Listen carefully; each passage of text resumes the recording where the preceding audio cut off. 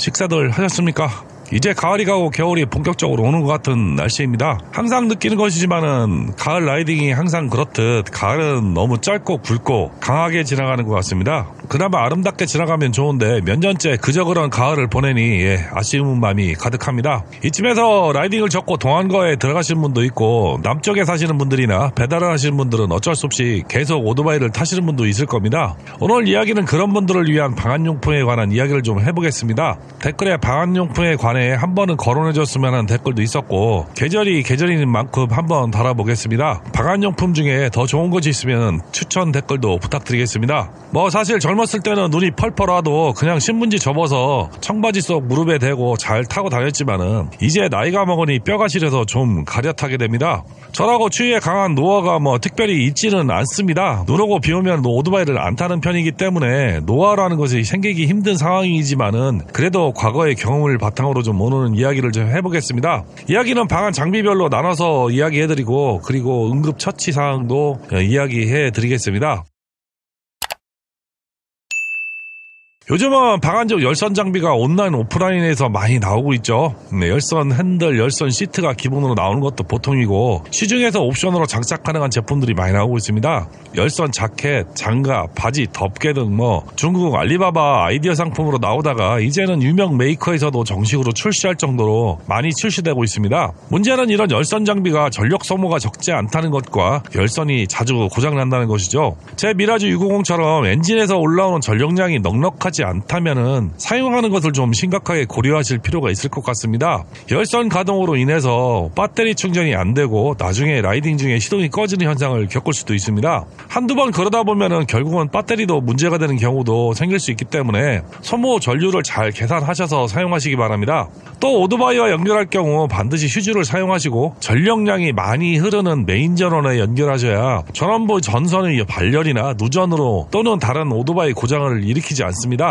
거기다 일부 오토바이는 이렇게 전원을 연결하면 서비스가 제한되는 경우도 있으니까 반드시 확인하시고 사용하시기 바랍니다. 열선 장비는 기본적으로 열선 핸들, 열선 시트, 장갑, 자켓, 바지, 방한, 토시, 무릎 덮개 등 알리나 테무에 또 국내 쿠팡의 제품들이 많이 나와 있습니다. 하지만은 내구성이 약해서 자주 고장나고 불량이 많은 것으로 알고 있습니다. 만약 오토바이 전력이 딸려도 꼭 사용하고 싶은 분들은 요즘에 보조 배터리 용량이 큰 것들이 많이 나오니까 그런 것을 고려해 볼 필요도 있죠.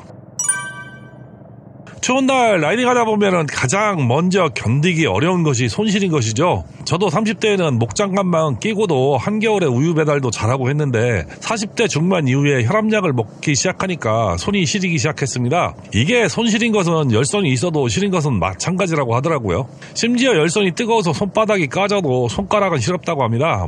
답이 없는 것 같기도 합니다. 그래도 없는 것보다 나은 것이 열선이기도 합니다. 솔직히 영하로 온도가 떨어지면은 겨울용 라이딩 장갑도 있기는 하지만은 오래 달리다 보면은 손실어온 것은 마찬가지이긴 한데 그나마 덜 춥게 하는 방법은 기모나 네오폴렌 소재의 겨울용 장갑을 착용하는 방법 위에는 없는 것 같습니다. 아무리 비싼 고가 겨울용 라이딩 장갑이나 적당한 제품이나 전문 등산용이나 별 차이 없이 손은 시렵죠. 추운 겨울에 추위를 막기 가장 확실한 방법은 10,000원짜리 토시를 설치하는 것이 제가 보기에는 최고 같습니다. 겨울용 토시를 설치할 수 있는 상황이면은 토시를 사용하는 것이 가장 확실하고 가성비가 높은 방법 같습니다. 겨울에 비닐봉다리라도 토시 대신에 설치하면은 확실히 달려보면 차이가 있죠. 어지간한 추위가 아니면 토시만 있어도 맨손으로 달릴 수 있을 정도로 겨울에는 확실한 성능을 보장하는 것이 토시입니다. 털, 기모, 네오플랜 등 많은 제품이 디자인도 좋은 것이 많이 나오고 있으니까 가오상한다고 생각하지 마시고 토시 사용하시기 바랍니다.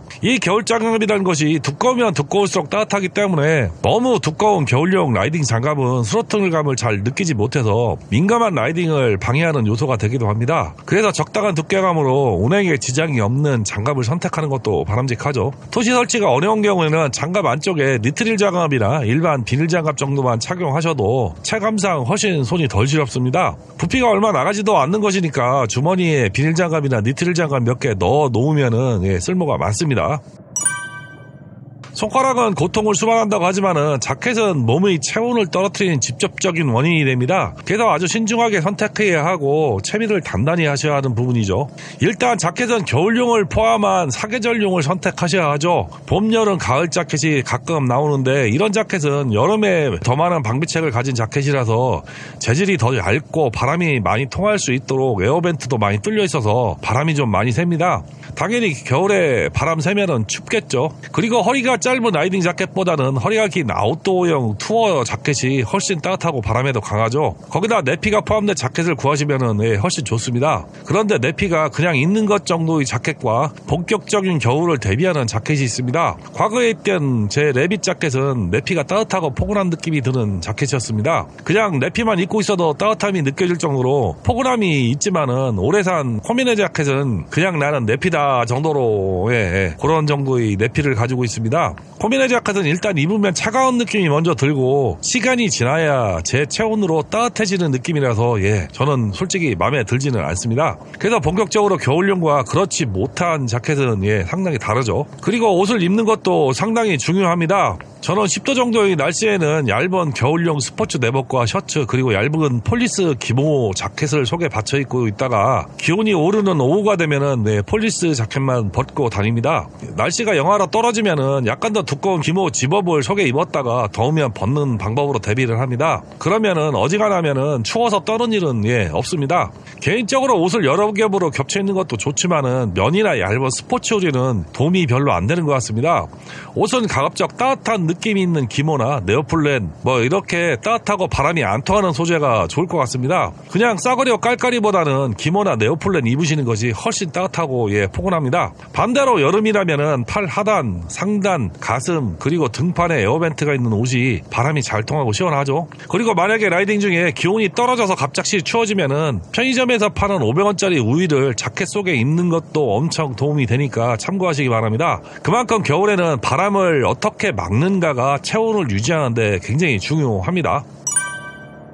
가장 방한 대책이 없는 것이 사실은 바지와 부츠라고 저는 보고 있습니다. 실제 라이딩 전용으로 나온 바지나 부츠는 겨울 전용으로 기모가 포함된 약간 두꺼운 소재 외에는 나오는 것이 거의 없습니다. 그리고 무릎이나 엉덩이 보호대가 있는 라이딩 바지의 경우는 의외로 이 보호대가 추위를 상당히 막아주는 역할을 합니다. 반대로 여름에는 보호대로 인해서 덥고 땀나고 그러죠. 그래서 안에다가 내복을 입고 그래도 추울 것 같으면 무릎 보호대를 추가로 외부에 장착하는 경우도 저는 있습니다. 보호용이라기보다는 바람막이로 착용하는 것인데 이게 의외로 효과가 많습니다. 그리고 쿠팡 같은 데 보면은 방한 무릎 보호대라고 검색하시면 나오는데 허벅지까지 보온이 되는 보호대가 나옵니다. 써본 경험자에 따르면 효과가 엄청 좋다고 합니다.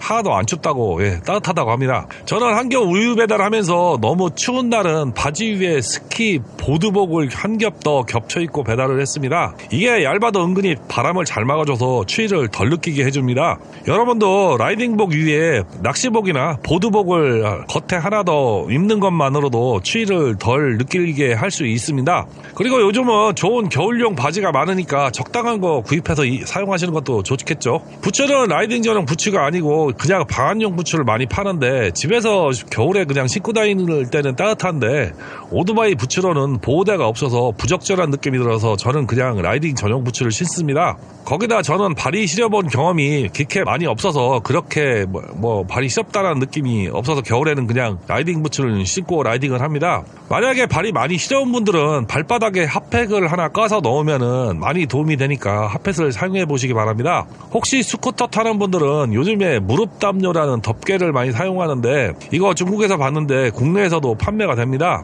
가옷 바지는 모양새를 한 것도 있지만은 그럴듯한 제품도 많이 판매가 되니까 장거리 가신다면은 이만한 것도 없을 듯 합니다. 그냥 한 방에 하체가 따뜻해지는 느낌이 들 것 같은 모양새죠. 특히 배달하는 라이더분들은 토시와 무릎 담요 이런 거 잘 챙기셔서 겨울 잘 나시기 바랍니다. 우리 몸 중 체온 손실이 가장 많은 곳이 머리, 목, 발, 손 이런 순서라고 합니다. 머리와 헬멧이 있어서 그나마 방풍이 되지만은 목은 답이 없는 경우도 가끔 있죠. 이럴 경우는 바라클라바나 버프가 있으면 상당히 좋습니다. 겨울용도 많이 나와서 등산용 기모 버프를 하면은 정말 바람도 하나도 안 맞고 추위도 덜 타고 달릴 수 있고 또 풍절음을 상당히 또 줄여주기도 합니다. 헬멧의 풍절음은 목에서 올라오는 바람 때문에 가장 많이 발생을 합니다. 그래서 저는 여름에도 칭커튼을 거의 제거 안 하고 헬멧을 씁니다. 그냥 칭커튼만 제거해도 여름에 훨씬 시원한데 마이크로 녹음을 해야 하는 입장이라서 칭커튼을 제거하면은 마이크로 풍절음이 많이 들어와서 어쩔 수 없이 여름에도 그냥 하고 다니는 편입니다. 또 바라클라바를 반드시 하고 헬멧을 쓰는 분도 많습니다. 저는 답답하고 불편해서 잘 안 하는 편인데 쓰는 분들은 또 열심히 쓰고 헬멧을 착용하더라고요. 머리 모양도 유지되고 머리도 덜 빠진다고 합니다. 거기다 헬멧의 착용감이 불편한 분들은 바라클라바를 쓰면은 확실히 착용감이 좋아진다고 합니다. 감안하시는 것도 좋을 듯 합니다. 요즘은 기모 소재나 아주 방풍 성능이 좋은 등산용품으로 파는 버프나 넥 워머가 많아서 그런 거 이용하면 상당히 좋겠죠. 가격도 저렴하고 메이크업 필요 없이 저는 쿠팡에서 그냥 몇천 원짜리 잘 쓰고 다닙니다. 봄 가을용 버프는 500원짜리 몇십 개씩 사서 막 나눠주고 그랬습니다. 비싼 거 살 필요 없죠. 진짜 겨울에는 핫팩만한 것이 없을 겁니다. 싸고 따뜻하고 효과도 좋고 효과도 오래가죠. 저는 겨울에 라이딩을 거의 하지 않아서 핫팩까지는 이용을 거의 하지는 않는데 예전에 우유 배달할 때 가끔 이용을 했습니다. 핫팩은 요즘 군대 생활할 때 동계 훈련에 많이 이용한다고 하는데 90년대에는 핫팩이라는 것이 흔치 않았고 주머니, 라이터, 손난로 이런 것을 이용했는데 사실은 화기물질이라서 군대에서는 금지 품목이라 간부들만 몰래 이용하곤 했습니다. 저녁하고 우유 대전염 할 때 커피 배달하는 다방 레지가 커피를 시키면 핫팩을 하나씩 갖다줘서 처음 접하게 됐는데 신세계라는 것을 알고 많이 이용을 했었죠. 핫팩은 철이 산화하는 산화 과정, 즉 쇠가 녹이 나는 과정에서 열이 나는 것을 이용하는 원리라고 합니다. 그래서 산소와 접촉이 중요한데 처음에는 비닐을 벗기고 막 비비거나 흔들어 버리면은 너무 산소를 많이 접촉해서 너무 뜨거워져서 핫팩의 효과가 오래가지 않는다고 합니다. 처음 비닐을 제거하고 그대로 놔두면은 적당히 산소와 접촉하면서 서서히 따뜻해지고 효과도 오래 간다고 합니다. 다만 산소와 지속적으로 접촉할 수 있게 주머니에 넣어서 완전 밀봉을 하거나 떨어지는 가루가 싫어서 지퍼백에 넣으면은 산소와 접촉이 차단되어 바로 식어버린다고 합니다. 그리고 잘 사용한 핫팩은 산소와 접촉을 못하게 비닐이나 지퍼백에 완전 밀봉하면은 다시 사용이 가능하다고도 합니다. 핫팩은 혈류량이 많은 곳에 붙이는 것이 효과가 좋다고 합니다. 심장이 가까운 가슴, 목 주변, 머리, 발바닥, 허벅지 등에 붙이면은 몸에 피를 데워주는데 훨씬 효과가 높아진다고 하니까 참고하시기 바랍니다.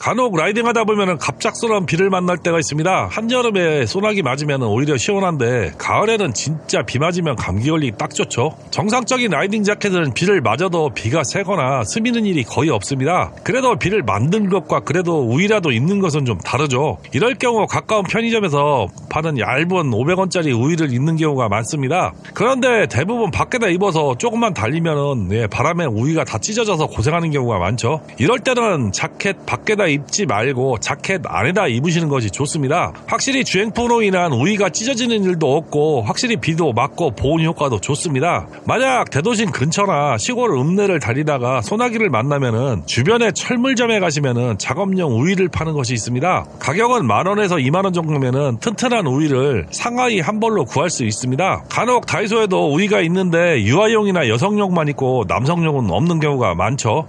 철물점이나 농약사 이런 데가 거의 최고입니다. 철물점이나 농약사에서 파는 우유는 튼튼해서 사용도 오래 할 수 있습니다. 대신 디자인은 엄청 구리죠. 그래서 평소에 제비표 우유 하나 구매하시면 좋습니다. 제비표 우유 하나 장만하시기 바랍니다.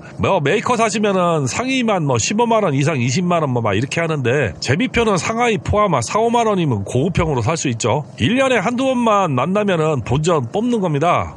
부피도 얼마 안 나가니까 오토바이 넣기 다니기도 좋죠. 제비표 우유는 외국으로 수출도 많이 됩니다.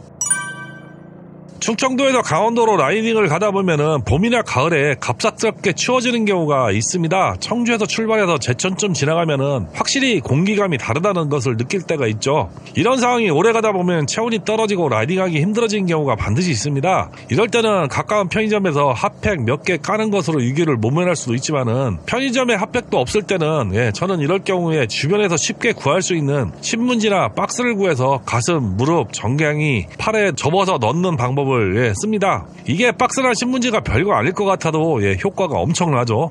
노숙자들이 괜히 신문지 덮고 자는 거 아닙니다. 돈 안 들이고 해결할 방법으로서는 이 방법이 가장 좋은 방법 같습니다.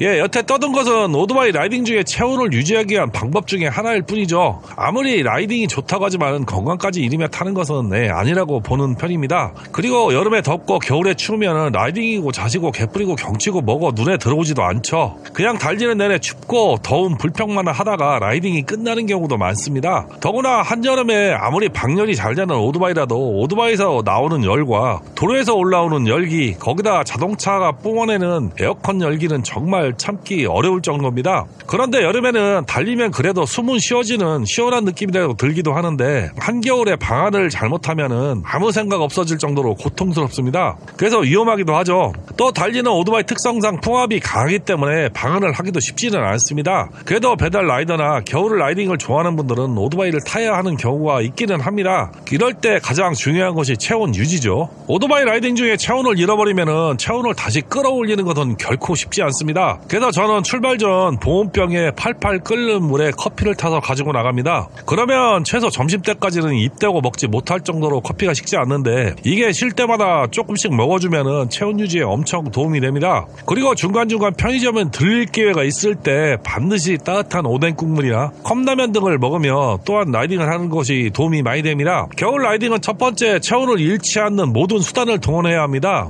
그래야 라이딩이 즐겁지. 춥고 떨리면은 오토바이 타는 행위 자체가 위험할 수도 있고 위험한 순간에 몸이 굳어서 대응이 안 되어 사고로 이어질 수도 있습니다. 그리고 더욱 추우면은 안 타는 것도 답일 수가 있죠. 그래서 저는 겨울에는 반드시 동한거를 합니다. 둘째, 저는 추운 날 라이딩 할 경우에는 낮에 좀 늦은 시간인 9시 이후에 출발하거나 날씨를 살펴서 가급적이면 날씨가 좋은 날이라든가 덜 추운 날 라이딩을 하려고 합니다. 그러다 보니 날씨를 예측하는 것을 무척 중요하게 생각을 하죠. 우리나라 기상청 기상예보가 별로 신통치 않아서 구라청이라고 하는데 대략적인 날씨야 잘 맞추는 편이기는 한데 문제는 전국 날씨를 한 번에 알아보거나 눈이나 소나기가 오는 지역을 피할 수 있거나 이러지는 못합니다. 그래서 저는 외국에서 서비스하는 윈디컴이라는 날씨예보 어플을 자주 이용하는 편입니다. 날씨 레이더, 위성 구름 사진, 바람, 비, 번개, 안개, 강수량 등 한눈에 알아볼 수 있는 실시간으로 서비스되는 것이 좋은 앱입니다. 이 윈디컴으로 확인하고 출발하면은 안개, 비 정도는 거의 맞지 않고